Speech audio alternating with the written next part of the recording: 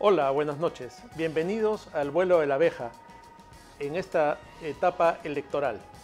El día de hoy tenemos dos invitados muy importantes con los cuales trataremos de analizar un poco la coyuntura política y también ver algunas de las propuestas que se llevan en estas elecciones para el Parlamento.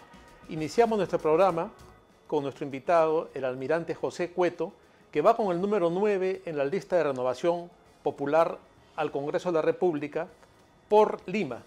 Vamos a conversar con él. Él tiene una vasta trayectoria en la vida militar, en la Marina de Guerra del Perú. Ha sido comandante general de la Marina y jefe del Comando Conjunto de las Fuerzas Armadas.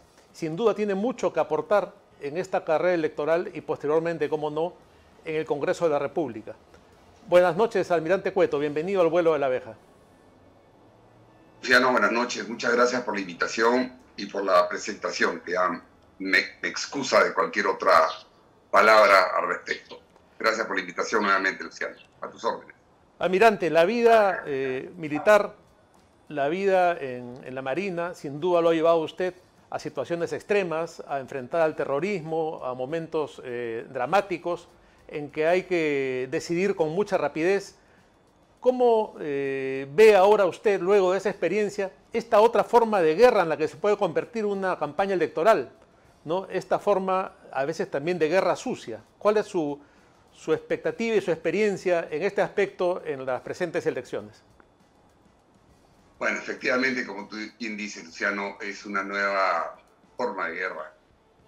Porque no es solamente el tema que estamos viviendo como país ahorita, una guerra contra un virus que es invisible para los ojos normales, pero que está matando a mucha gente.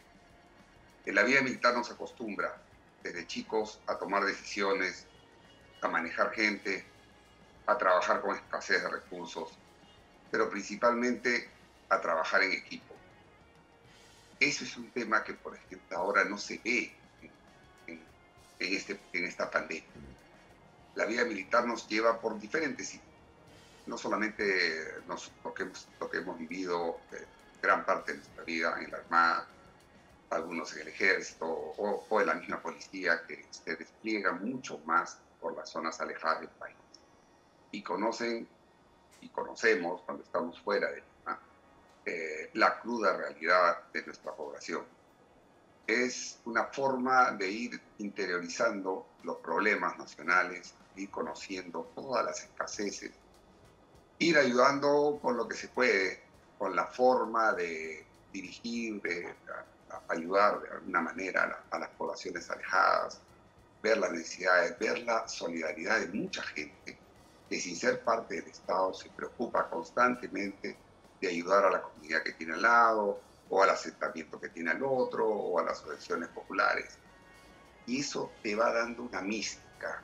Primero, cuando te formas en una institución, te formas, porque no es solamente el tema disciplinario, que es la columna vertebral de las Fuerzas Armadas, como lo es la Iglesia, sino que te formas en manejar, dirigir y, por supuesto, en deliberar, por más que está mal utilizado ahora el término políticamente, ¿no? Con los militares, no deliberar como si uno pensara. Pero bueno, esa coyuntura que uno vive desde chico, desde que uno sale de la escuela y empieza a manejarse, a trabajar en diferentes estamentos a lo largo del país, te va curtiendo primero en un golpe de realidad, ¿no? Porque muchas veces uno, cuando es muchacho a los 16, 17 años, y sale a los 20, 21 años, con una serie de ilusiones, y cree que todo no va a funcionar de maravilla, y de repente se topa, lo mandan a algún sitio donde encuentra una realidad diferente, y empieza a trabajar, a ayudar, y a tratar de mejorar dentro de sus alcances lo que se puede hacer para salvar un poco los problemas y inclusive muchas vidas. Así que mucha gente cree que las Fuerzas Armadas y la Fuerza Policial están hechos, bueno, no nos ponen un sello ahí, que la Fuerza Armada está preparada para matar. Sí, efectivamente, estamos preparados mentalmente para que una acción que tiene que ver, donde se puede ver peligro, la seguridad nacional, la soberanía nacional, por supuesto que vamos al frente, ahí nos encontramos con todo lo que puede hacer. Y es mentira eso de que nadie tiene miedo, mentira. Yo he recibido balazos, no en el cuerpo, pero he tenido en un momento, y por supuesto que te da miedo. Por supuesto miedo, porque en el momento que tú estás ahí formado y estás adelante con la gente, creo que justamente la formación nos permite seguir adelante y nuestra gente, todo el personal que ha trabajado en la zona de terrorismo, sigue trabajando, sale decidido a luchar por su país. La formación es importantísima, porque te formas, te entrenas para eso. Es una vida sacrificada, mucha gente no la entiende, mucha gente solamente ve cuando uno llega a algunos grados y cree, claro, que acá no le pagan rollerías, que acá, que allá, pero no saben los 30 o 40 años que uno se puede haber pasado con una serie de limitaciones que las hace con gusto y que la hace vivir a la familia. Es otro gran tema también. Mucha gente tiene que mudarse y a veces solo y alejarse de la familia, ¿no? Ahora, usted ha visto de cerca y cara a cara el problema del terrorismo. Sí. Por supuesto, hemos estado los no solamente en la época cruda, cuando era más joven, estuve en la zona de emergencia, donde pasábamos todos, cuando la Marina decidió, junto con el Ejército, la Fuerza Armada, con toda la Fuerza Armada y Policial, entrar de hecho directamente a luchar contra el terrorismo, que de los años 80, todos pasamos por ahí. La gran mayoría, todos. Nosotros teníamos un rol y que iba, a diferencia de lo que mucha gente creía, iba del más antiguo, o sea, del número uno, digamos, de cada promoción.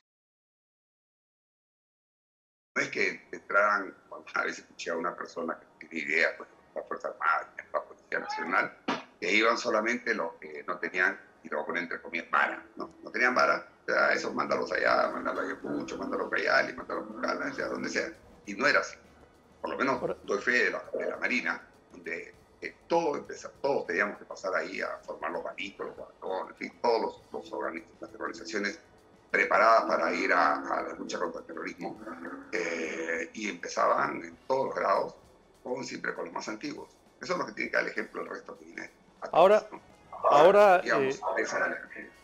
en la actual situación es evidente que todo esto ha cambiado bastante, pero existen remanentes del terrorismo y existen unos brazos políticos de Sendero Luminoso aún en Movadef y en ciertos organismos de fachada que pretenden participar en la vía democrática del país, pero ya sabemos con qué intenciones. ¿Cómo debe ser la posición de un político demócrata frente a esto? ¿Cómo se debe proteger el Estado? ¿Cómo ve usted la situación del Parlamento frente a estos intentos por reivindicar en muchos aspectos lo que fue este enemigo del Perú, que es el terrorismo? Mira, personalmente creo que no le debemos dar ninguna posibilidad de que estos movimientos, estas asociaciones que tienen alguna relación con los grupos terroristas que ahora se han convertido solamente ya en la parte ideológica, que tratan de entrar a la vía política, y que los remanentes que quedan todavía en la zona del plan están dedicados a son un cartel más de droga. Pero repito, desde el Congreso tenemos que cerrar filas. Ya tenemos, cuando uno llega al Congreso, mi opinión personal, tiene que olvidarse ya de la cuestión partidaria. Todos tenemos que darnos en un solo partido de más. Esa es mi opinión. Y ahí tenemos que tener claras algunas políticas. Una de ellas, la lucha contra el terrorismo y todas sus vertientes, todas, así sea la política. Y yo no concibo que todavía exista gente que quiere darle una segunda oportunidad, cuando ya hemos visto que no hay yo no conozco un solo terrorista o simpatizante del terrorismo que haya pedido perdón al país. Ninguno. Muchos han cumplido sus penas, reducidas, por cierto, por todo este grupo de la izquierda mundial que ha penetrado durante muchos años todas las instituciones, y con su gente que tiene estas afinidades, los sesgos políticos. Todos ellos han sido recortados las penas, ¿no? Tenemos ahora más gente del mundo militar policial en cárceles que de propios terroristas. A todos los han liberado. Y encima, todo le hacen juicio al Estado y todas las pierde el Estado. Entonces, encima tenemos que seguir pagando impuestos para que le paguen a estos señores. Pero repito, en el Congreso tenemos que tener un solo punto, una sola política, y en el caso particular que tenga que ver con el tema de terrorismo, cero tolerancia, cero. Yo Claro, no porque estoy de acuerdo con que a la gente que escuché alguna vez a una congresista, no, él ya pagó su pena, bueno, que públicamente diga, señores, yo me equivoqué, hice esto mal, todo, ninguno, todos creen que han sido luchadores, que estaba bien. Está bien, puede ser que los motivos finales diciendo, bueno, estaba explotado fulano. Tú no te dedicas a matar a la gente para eso. pero No, hemos visto también cómo sus compañeros de armas que lucharon en el frontón al final se han visto sometidos a una serie de arbitrariedades, lo mismo que aquellos que arriesgaron su vida en el operativo Chavín de Huántar, estos comandos, y que si fuera por los organismos de derechos humanos todos hubieran acabado en la cárcel y hubiéramos terminado indemnizando a todos los terroristas, pero esa es la realidad que hay que enfrentar y ahora usted tendrá que enfrentarlo con la ley desde el Parlamento de la República a partir del 28 de julio. Almirante, permítame irnos a una pausa y retornamos.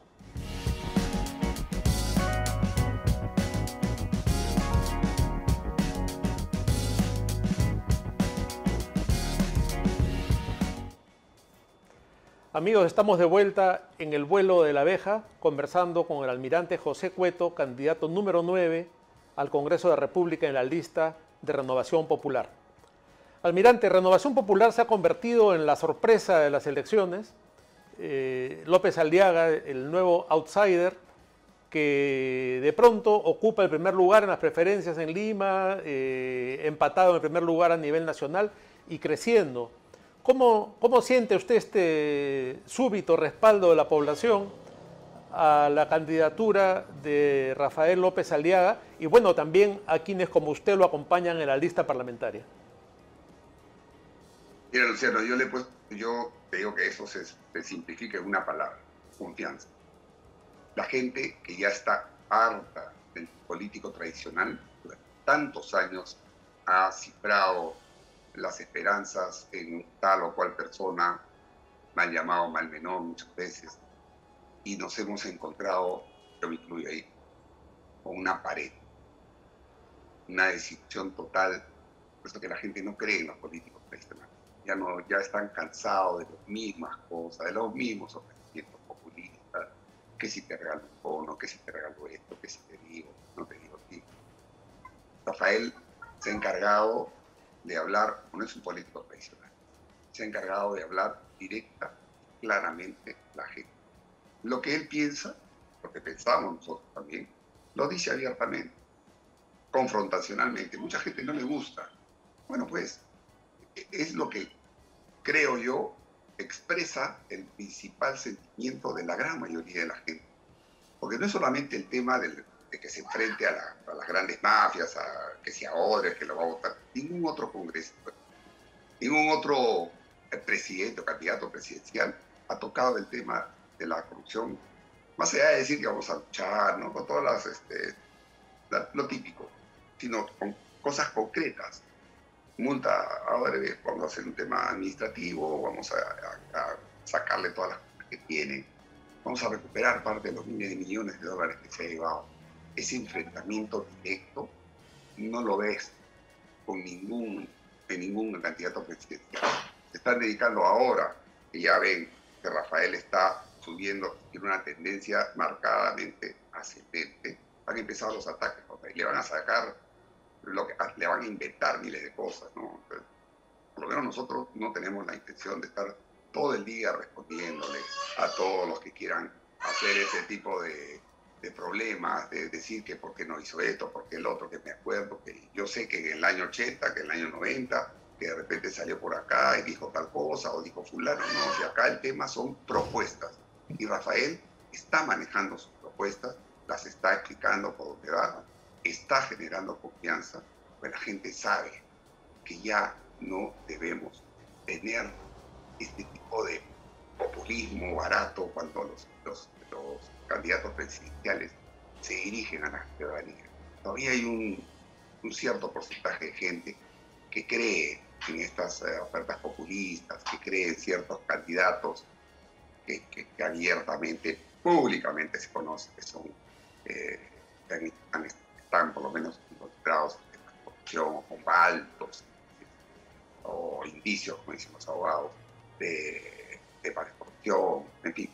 Pero ya la gente está cansada de eso, está cansada de la impunidad que hay. Pero pareciera además que la gente ha llegado a discernir esto de tal forma que conecta con él por esa claridad con la que está hablando, pero distingue también de otros, ¿no? Porque durante un año hemos escuchado, por ejemplo, al señor Vizcarra hablar de su lucha frontal contra la corrupción, y antes hemos escuchado el mismo discurso en Toledo, y en todos los corruptos que han pasado por el gobierno, todos eran luchadores anticorrupción. Pero algo hay en este discurso de López Aliaga que se muestra tan simple en su manera de expresar lo que siente y tan directo, que pareciera que la gente ha conectado con esto y y le cree, ¿no? Porque los demás candidatos, como usted bien dice, también están hablando de esto.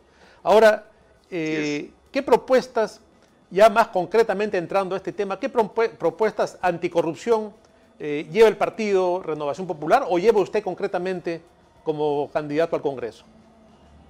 Todas las propuestas que llevamos los diferentes candidatos de Renovación son las propuestas del partido, que las ha enunciado en varios foros Rafael, y que nosotros, cuando tenemos la oportunidad como la que tú me brindas ahora, las volvemos a remarcar. En el caso de la lucha contra la corrupción, empezando por el tema de expulsar a Odebrecht, de darle cadena perpetua a todos los corruptos que están en este momento pasando la clara con esta improvisación que ha habido de este cerco, que algunos le llaman caviar, tierra, pero al final es una progresía que es la que está ahí, tratando de cubrir a toda esta gente que tiene varios indicios y que están ahí sin que les pase nada. Todo eso nosotros tenemos que cambiar muchas partes del Código Procesal Penal, pero lo vamos a hacer. Es un trabajo de largo aliento, pero que lo vamos a hacer, tengan por seguro que lo vamos a hacer. La gran diferencia con nosotros es que Rafael es un hombre honrado, un hombre honesto, y para ir a la política yo creo que eso es bastante.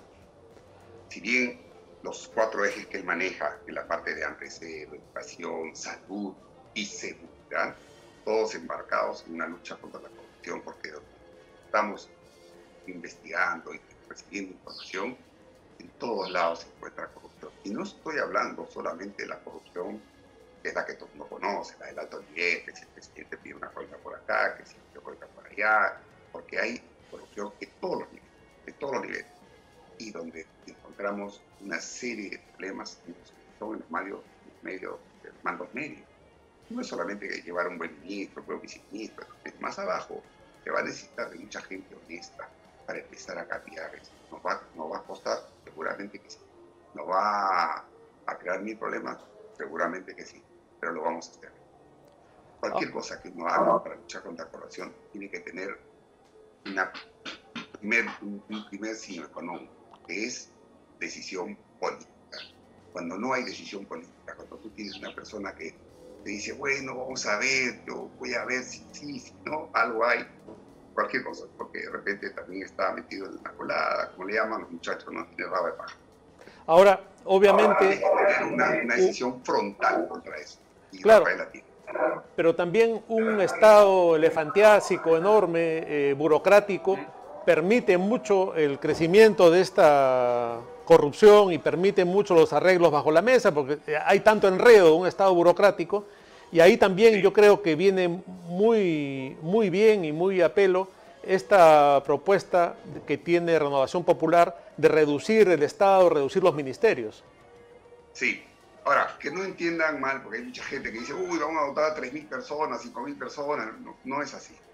Va a haber una evaluación, o por supuesto, no es que nosotros lleguemos el 28 de julio y el 29 ya cerrado tal ministerio, cerrado tal. Lo que vamos a hacer es que hay un grupo que está trabajando esto para ver fusiones de ministerios, algunos, otros sí se van a seguramente eliminar, ¿no? Y se va a empezar a descentralizar muchos viceministerios primero y ministerios después. Empezando por la propuesta de Rafael, que es mudar la sede de la presidencia hacia Junín. ya lo dijo, ya fue allá, ya habló, ya vio ahí en el detalle, ¿no? Esa es una, hay varios ministerios que se van a descentralizar para empezar realmente una descentralización, porque el Perú prácticamente vive alrededor de Lima. Vamos a tener que empezar, nuevamente es una tarea larga, pero la vamos a empezar y va a empezar a caminar de esa manera el país para que tengan diferentes regiones algún tipo de ministerio, ya el detalle yo no lo voy a dar acá, para que la gente también que está ahí, que no pueda ir, porque vive en Lima, no quiere irse, no sé, pues al Cusco a ir, bueno, será motivo para que tengamos gente del Cusco que entre a trabajar ahí. Eso es puestos de trabajo.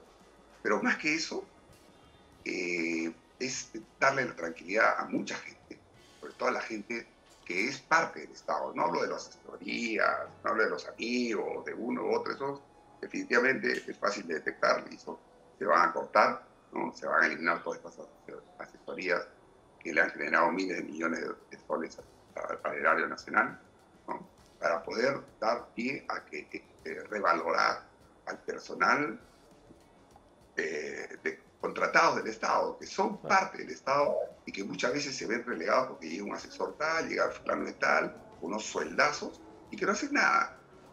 Esa tarea de repotenciar a nuestra propia gente del Estado es lo que tenemos en mente, ¿no? Y para ello, efectivamente, tú lo has dicho, vamos a reducir el Estado, vamos a empezar y a darle potencia, como dicen los amigos de la Fuerza Aérea, potencia a todo el tema de digitalización de los gobiernos, del Estado, en la medida, y vamos a empezar por nosotros mismos, ¿no? Porque los ministerios no van a tener que estar yendo pues, todos los días a los consejos de ministros o cada día presencialmente. Si ahora cualquier empresa tiene un directorio virtual, ahora más en esta pandemia, tienes ahí 5, 10, 15 directores, igual se puede tener a todos los viceministros o ministros ahí, que se toman las decisiones y todo el mundo sigue trabajando.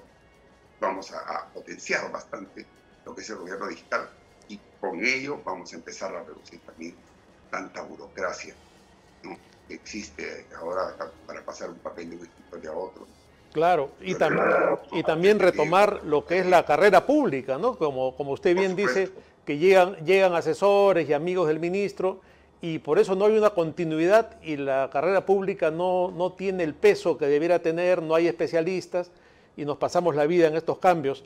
Almirante, estamos llegando al final de la entrevista y yo le quisiera pedir que nos comente cuál es su principal proyecto para llevar al Congreso de la República. ¿Qué es lo que más lo anima a usted como proyecto de ley o como iniciativa parlamentaria y cuál es su mayor ilusión de realizar siendo parlamentario?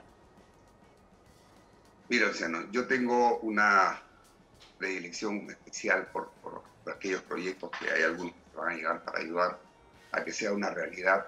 Muchos pedidos de gente que está en diferentes gremios, ¿no? Pero en particular el tema de los pensionistas, de las Fuerzas Armadas, el tema de las remuneraciones del personal, el tema del personal civil, que tiene que hacerse cumplir una ley que hace años también, para poder tener su equivalencia de sueldo que ganan profesionales, hablando del tema del Estado, profesionales que ganan una miseria, ¿no? Y están ahí 5, 10, 15, 20 años. Ahí hay algunos proyectos que estamos llevando, como también, siempre hablando del tema del orden, la ley de los comités de autodefensa, su reconocimiento, la parte correspondiente a los veteranos de guerra que tienen que volverse a reevaluar. Yo he tenido una desazón cuando era jefe del comando conjunto y trataba de ayudar a gente y la burocracia, como está armado, no permite, porque encima de eso siempre tenemos gente que se quiere meter por la ventana cuando abre la puerta para reconocer como debe ser a nuestros veteranos. Ahí hay un problema que queremos desenmarañarlo, ¿no? Pero queremos también ver desde el Congreso, pero obviamente para eso tenemos que ir al Ejecutivo, porque tiene que nacer el Ejecutivo, ¿no? Para mejorar las remuneraciones de nuestro personal, repotenciar, darle sostenibilidad financiera a nuestra caja militar policial, que está en una quiebra técnica de hace muchos años, no por el tema, no solamente por el tema que robó Montesinos, sino porque hay un problema estructural de lo que se llaman los aportes del Estado versus los aportes del titular, ¿no? Hay ahí un decreto ley que se pone que tiene que ser revisado. Yo lo dejaría, pero he tenido bastantes reuniones con gente viéndolo ya jurídicamente. Hay temas que hay que puntualizar, hay que corregir, pero lo vamos a hacer para que nuestros jóvenes ya no tengan esta nefasta nefasto pensión, esta nefasta pensión que tendrían que tener dentro de 20 y 30 años, tener reducción a la capital, el sueldo, una serie de cosas que son técnicas, pero que vamos a corregir. Si no podemos corregirla, la veremos cómo hacemos para eliminarla y hacer una nueva ley, porque la 272 es prácticamente remuneración, eso ya está, o otra ley que está por salir, pero favorablemente en el PC, ya para cerrar ese campo, y lo que nos falta es arreglar, revisar, potenciar, eliminar algunos artículos o volverlos a poner como está en la 19846, que es la ley madre de todas las pensiones de nosotros. Perfecto. Para que todos y todo el personal militar, policial, tenga, como dice la Constitución, equivalencia. Nadie está hablando de PPP, una equivalencia. Bueno, eso sería, es un tema de justicia que mucho tiempo está esperando, ¿no? En las Fuerzas Armadas. Almirante, le agradezco muchísimo por esta entrevista. De esta manera ha llegado a su fin. Solamente me resta desearle la mejor de las suertes en estas elecciones. Sin duda los electores ya estarán prestando atención a sus propuestas y esperemos verlo el 28 de julio en el Parlamento para que pueda realizar todos estos proyectos que nos está anunciando. Nosotros, amigos, nos vamos a un corte y regresamos luego del corte con nuestro siguiente invitado, el periodista y analista político Hugo Guerra Arteaga.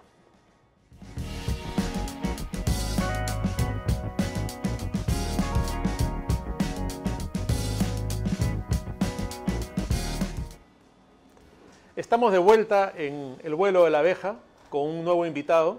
Nos acompaña ahora Hugo Guerra Arteaga, reconocido y recorrido periodista peruano, analista político y sobre todo un agudo e inteligente observador de la realidad. Con él vamos a conversar sobre la coyuntura actual, sobre la situación política, sobre las elecciones, para ver cuál es su visión de toda esta situación que nos está tocando vivir. Hugo, buenas noches, ¿cómo estás? Buenas noches, Luciano. Muchísimo gusto de estar contigo y de estar en La Abeja. Un honor. No, el mío, Hugo, te agradezco muchísimo. Sabes el aprecio y la consideración y la admiración que tengo por tu trabajo y tu análisis siempre inteligente.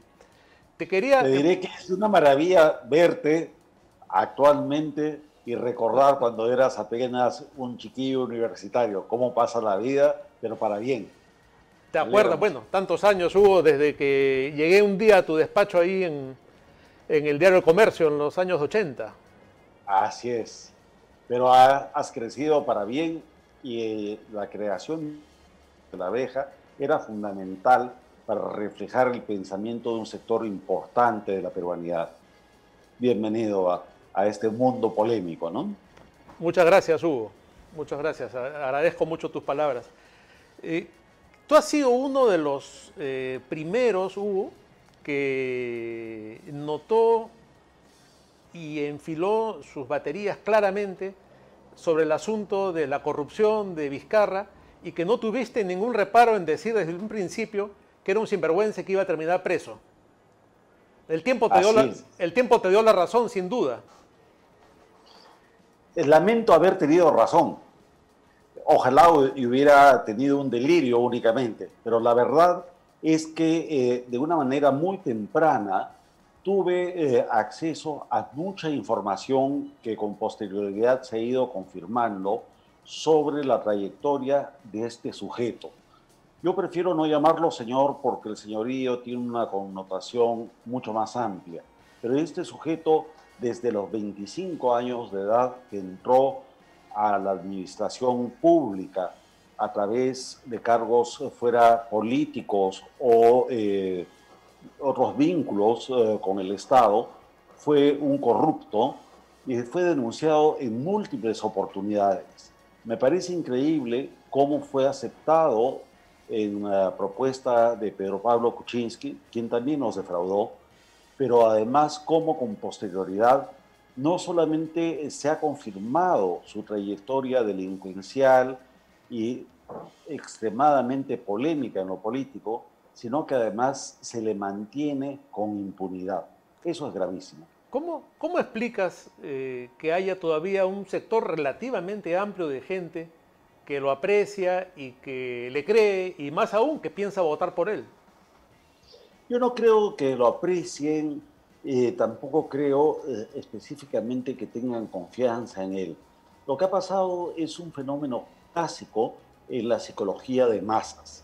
Quienes estamos formados en ciencias de la comunicación y en el ámbito jurídico, conocemos bien este devenir, esta trayectoria. ¿De qué se trata? El Perú atravesó por una convulsión social y política desde el momento mismo de la elección de Pedro Pablo Kuczynski, a quien hubo que obligarlo a que renuncie. Con posterioridad se aceptó a quien debía ser solamente el encargado del gobierno transitorio, porque él nunca fue elegido propiamente, salvo en una fórmula presidencial como secundario. Me refiero a Vizcarra. Pero en eso estalla la pandemia, que ya lo encuentra envuelto en una serie de graves denuncias de peculado, cohecho y en general de vínculos y nexos muy profundos con el esquema de corrupción transversal de la República. Y la gente siente la necesidad, así pueblerinamente, masivamente, de seguir a alguien, de contar con un líder, de contar, desgraciadamente, con un caudillo. Y este sujeto no solamente se presenta como el, entre comillas, líder de turno, sino que además monta una gran coordinación con un amplio sector de la prensa subsidiada por el Estado. Y entonces llegan a crear lo que en la teoría de Goebbels es la realidad paralela. Y muchísima gente se creyó el cuento de que habíamos sido los primeros en el mundo en estar luchando contra la pandemia, en declarar la cuarentena, cuando todo eso objetivamente es falso. Apenas para no interrumpir el diálogo, una recordación importante. Más o menos en una fecha como hoy, el 15 de marzo del año 2020, se inicia la cuarentena. Pero la cuarentena se inicia con excesiva tardanza. Los informes de la inteligencia naval específicamente ya habían advertido al Perú y en general al mundo que la epidemia o la pandemia de Wuhan o la pandemia china, como se la llamó inicialmente, había comenzado entre octubre y noviembre del año 2019. Entonces, que nosotros esperáramos a mediados de marzo del 2020, ya fue en sí mismo una lenidad culposa, si no fue inclusive un crimen.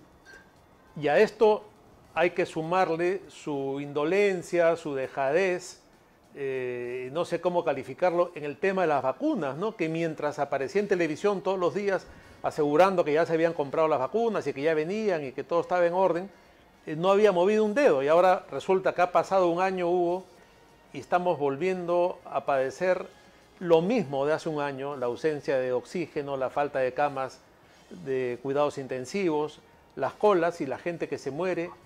De repente no con la misma intensidad, porque no se ha producido un crecimiento del virus de esa forma, pero hubiera sido catastrófico si esa segunda ola venía con la fuerza de la primera. Mira, en realidad lo de la vacuna es simplemente una culminación de todo un proyecto que yo creo que se hizo de manera exprofesa. ¿Por qué? Esto lo he conversado con distinguidos almirantes, como el almirante Jorge Montoya, como el almirante José Cueto, quien entiendo acaba de estar en este programa. Así es.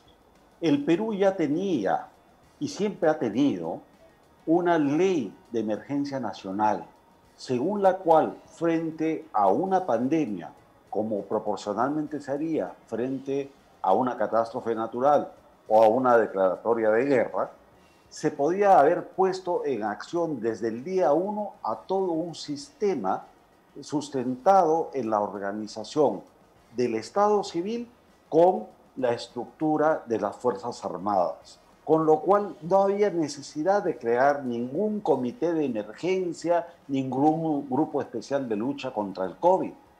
Simplemente se hubiera puesto en funcionamiento al Estado permanente. ¿Por qué se hizo todo lo contrario? ¿Por qué se crea esta comisión especial que ya hemos visto por su propia ejecutoria ha incurrido en muchos actos de culpa, lenidad y de corrupción abierta? Para lucrar, para ganar desde el puesto hasta aparentemente para robar. Por lo tanto, lo de las vacunas no es sino la consecuencia de lo mismo que se hizo el primer día, el engaño masivo a la peruanidad. Lo de las vacunas es sin duda lo más descarado. Esa vacuna china, específicamente la de Sinopharm, nunca ha tenido un visto bueno de la comunidad científica. No lo tiene en China, por lo menos no está traducido ni divulgado, y no lo tiene, como falsamente se dice ahora, ni en los Emiratos Árabes Unidos, ni en Pakistán, ni en ningún otro lado del mundo. Simplemente porque es una vacuna de inferior calidad, mucho más cara, y que los términos de negociación acá nos los siguen ocultando hasta el día de hoy, desde Vizcarra hasta Sagasti, bajo el pretexto de que es secreto comercial, cuando hoy hasta la compra de armas en un estado contemporáneo es un acto público. Ahí quería llegar, Hugo, este cuento chino, literalmente, de las vacunas, ha continuado con Sagasti, ¿no? Y es más, él ha convalidado y se ha puesto el muerto en la espalda al continuar con la ministra Macetti, que era la operadora de todo este asunto de Vizcarra, ¿no? Entonces estamos ante una continuidad de esta deliberada intención de no vacunar a la gente, de esta deliberada intención de ocultar este negocio y este manejo corrupto y negligente de la vacunación. Mira, los que hemos manejado y manejamos empresas en el sector privado, sabemos que cuando hay un cambio en la dirección general o en la gerencia general, lo que se tiene que hacer frente a lo que se ha venido actuando con el gerente anterior es un corte de gestión. Porque si no lo haces, heredas todo el pasivo, todos los errores, también, como no, eventualmente algunas virtudes, pero básicamente heredas todo lo ejecutado por la administración anterior. ¿Por qué no hizo el deslinde, pese a que se lo pedimos, se lo exigimos públicamente a Sagasti? Por una razón muy sencilla. Sagasti, una vez más, es producto de un golpe de Estado.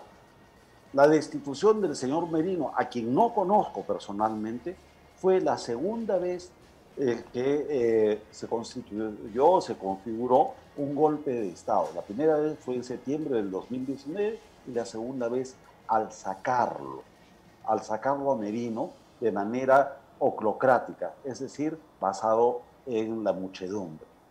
Por lo tanto, Sagasti no es un presidente de la República, es un administrador de la transición.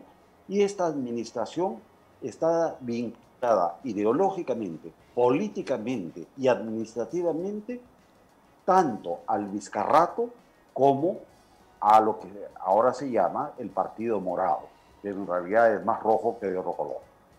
Por lo tanto, Sagasti hereda de manera culposa todo lo ejecutado, y esto de que en algún momento se le podrá demostrar en juicio abierto, con una comisión de la verdad auténtica y no como la farsa que hizo Toledo.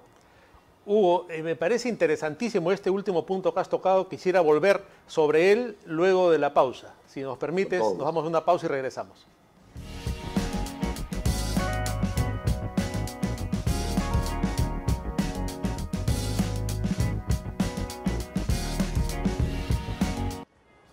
Estamos de vuelta en el vuelo de la abeja y seguimos conversando con Hugo Guerra Arteaga.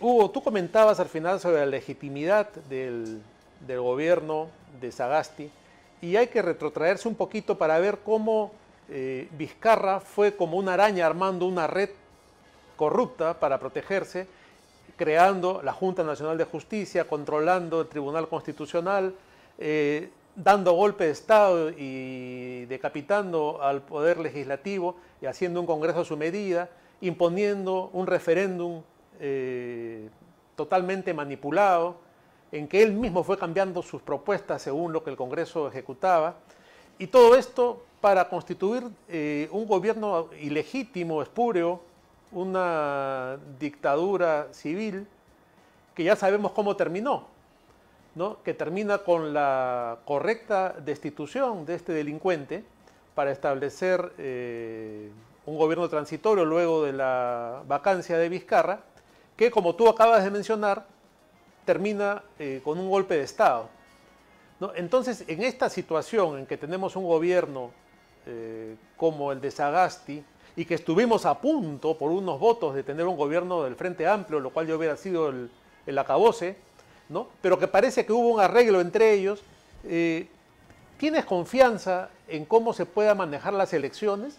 Este es un Vizcarrato 2, estamos en peligro de que ese tribunal que maneja las elecciones también juegue en pared con este gobierno heredero de toda la corrupción de Vizcarra y que no tengamos elecciones limpias.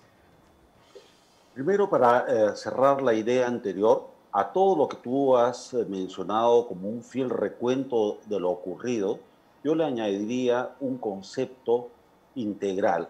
¿Cuál es este? Durante los 2 últimos años se han producido todos los cambios posibles habidos y por haber en el Ejecutivo, en el Legislativo, en el Poder Judicial, en la Fiscalía de la Nación, pero todo se ha cambiado para que no cambie nada. Esto parece un silogismo, pero en el fondo es la verdad. Mientras todo esto ha ocurrido en la epidermis de la República, lo verdaderamente el río profundo, como hubiera dicho Arguedas, de la corrupción sigue impune, sigue sin ser realmente tocado. El gatopardismo. El gatopardismo, ¿no? Ya nadie se acuerda de Odebrecht, no se acuerdan de Toledo, no se acuerdan del Club de la Construcción, etc. Pero eso hay que tenerlo muy presente porque la administración actual de Sagasti también avanza en ese sentido. Es como los 3 monos sabios, no sabe, no escucha, no opina sobre nada de lo verdaderamente fundamental para el interés y el bienestar de la sociedad, lo cual es francamente criminal. Ahora, respecto de las elecciones, creo que tenemos todo el derecho a tener la presunción de falta de transparencia. La falta de transparencia comenzó con Vizcarra y sigue ahora. Un solo ejemplo, porque podríamos sacar 20. Sagasti en todo momento ha insistido en que los miembros de mesa de las elecciones van a ser vacunados. ¿Hay algún método establecido para eso? A no ser que lleguen el mismo día, el 11 de abril, una hora antes de que se abran las mesas electorales y los vacunen, con lo cual esa inoculación no tendría ninguna virtud, sería inútil. No inútil en términos absolutos, pero inútil para el fin. Entonces no hay garantía. Conozco al jefe de la OMPE, al señor Pedro Crovetto. Creo que es a título personal una persona honesta, decente. Por lo menos yo no conozco ninguna objeción de fondo.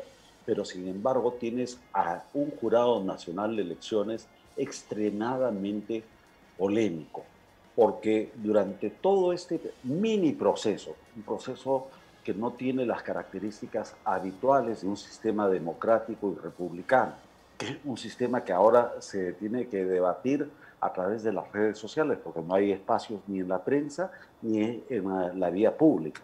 En todo caso son espacios muy pequeños por la propia pandemia y además por el club de la prensa, que no permite que aquellos que no piensen como ellos puedan aparecer en sus espacios. Pero entonces tenemos un jurado que demora todos los procesos en los jurados electorales especiales.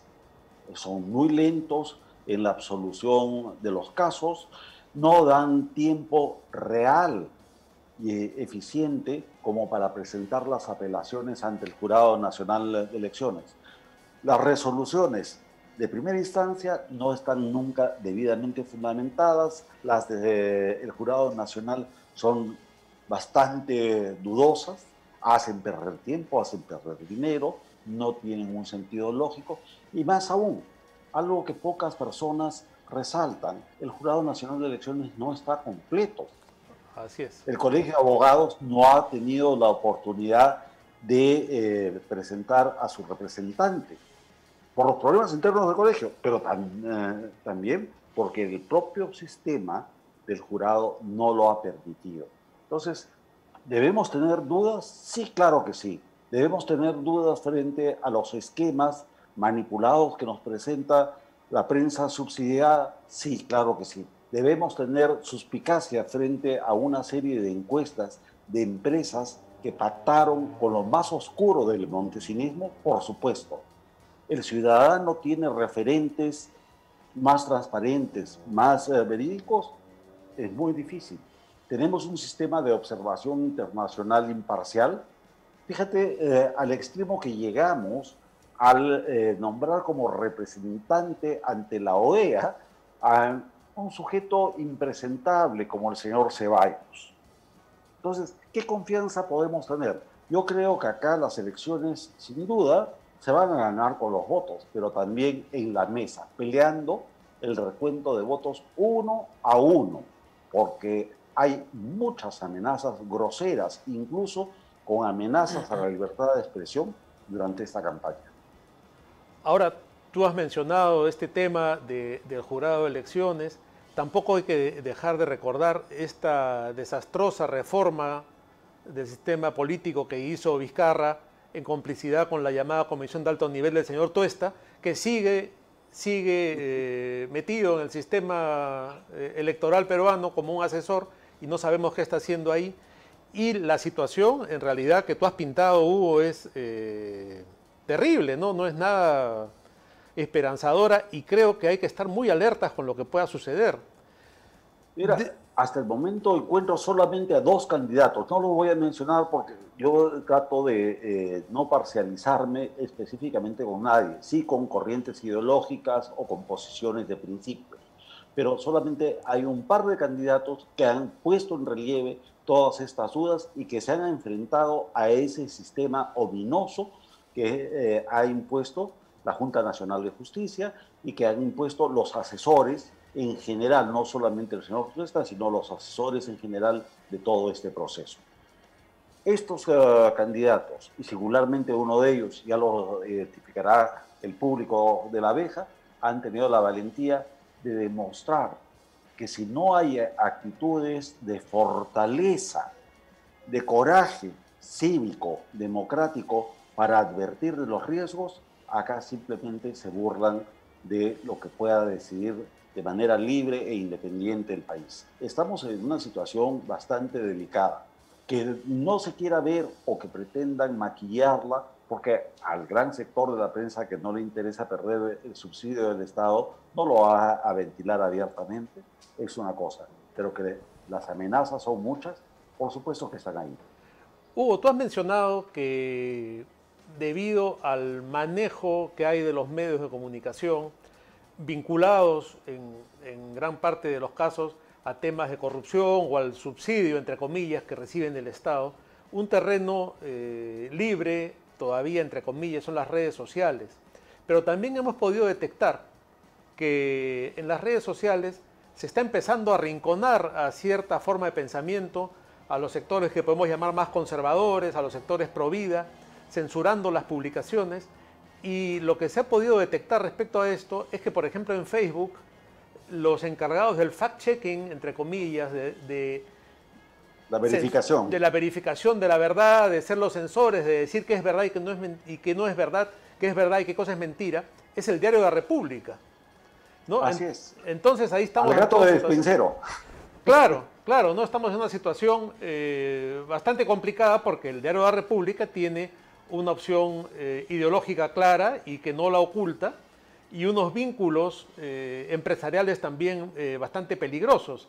¿Cómo ves este tema? Porque en lo personal a mí ya me ha pasado que me censuren algún comentario político y que simplemente aparezca un avisito que diga que voy contra las normas comunitarias, o que lo que estoy diciendo, a pesar de que estoy convencido de que es verdad, es mentira. Muchas veces me ha pasado que recibo esas primeras alertas, pero ya van 3 veces que en el Facebook y 2 veces en el Twitter me sancionan, porque ese es el término, de una manera bastante especial y drástica. Simplemente me suspenden las cuentas. Y lo más gracioso del asunto es que las veces que me han suspendido de las cuentas ha sido por publicar o republicar cosas de medios de comunicación internacionales, extranjeros, que ni siquiera son opuestos a la ideología de izquierda, como El País de Madrid. Entonces, tú reimprimes o republicas, en este caso, en el Facebook, un artículo que te pareció interesante en El País de Madrid, es tu punto de vista, es una opinión, y luego te censuran porque dicen que el autor de eso no tuvo razón. Ya entramos en un terreno de lo subjetivo. Una subjetividad total, ¿no? Total y peligrosísima. Es el Big Brother, el hermano mayor que te está observando permanentemente y que te va a censurar o te va a sancionar de alguna manera si no te alineas con el pensamiento único. Y esa es nuestra lucha, particularmente de quienes nos oponemos a las nuevas ideologías totalitarias, quienes defendemos la vida, quienes estamos en una línea clara y pública bastante conocida. Pero el otro problema, que es no solamente atribuible a estos censores de los hechos, sino al financiamiento estatal y de algunos partidos de los llamados troles, que son estos acosadores que empiezan con motores de búsqueda, los llamados bots, o con personas físicas, de seres humanos, que empiezan a criticarte porque tú lanzas una campaña en favor de un tema o porque opinas de X manera. Me acaba de ocurrir el sábado, cuando pretendieron demandar a Beto Ortiz y a Willax porque denuncia todo este tema de las vacunas chinas. Yo lanzo un hashtag que decía simplemente apoyo a Beto Ortiz. En pocas horas, afortunadamente, logré que se convirtiera en tendencia nacional. Claro. Esto no es ningún secreto. Según la estadística del propio Twitter, en el Perú hay alrededor de 300.000 cuentas que participan de una manera más o menos directa en el debate político. Los registrados en Twitter sí superan los 2 millones. Pero entonces lograr aproximadamente unas 30.000 adhesiones a la campaña, ¿qué originó? Que me lanzaran a todos los perros de la revolución, como se decía en la época de Velasco Alvarado. Claro. Me han ladrado, me han mordisqueado por todos lados. A mí, en lo personal, no me importa porque no soy candidato a nada, no me interesa trabajar en un cargo público, es decir, estoy ajeno a la cuestión puntual, pero es un ejemplo clarísimo de cómo ni siquiera puedes hacer un activismo de principios, defender la libertad de expresión de una manera serena. En todo caso, que debatamos. Que me reten a un debate, encantado. No, es que no que te ladren como perros. No debaten para nada, ellos imponen, es la intolerancia de los tolerantes, ¿no? Hugo, yo publiqué la encuesta de Ídice y la censuraron como si fuera mentira, ¿no? Y eso fue ya terrible.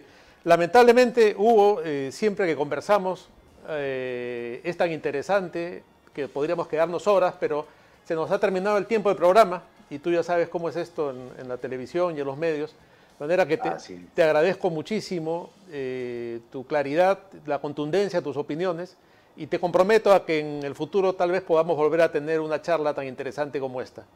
Siempre a tus órdenes y a órdenes de quienes defiendan el pluralismo, la verdadera tolerancia, no al pensamiento único, y aquellos que defiendan la vida bajo todas las circunstancias. Siempre nos tendrán a tus órdenes. Hugo, muchas gracias. Amigos, ha llegado a su fin nuestro programa de hoy. De esta manera termina El vuelo de la abeja. Los invitamos a seguirnos todos los miércoles a las 8 de la noche y también a seguir nuestras redes sociales y nuestra página laabeja.p. Muchas gracias y buenas noches.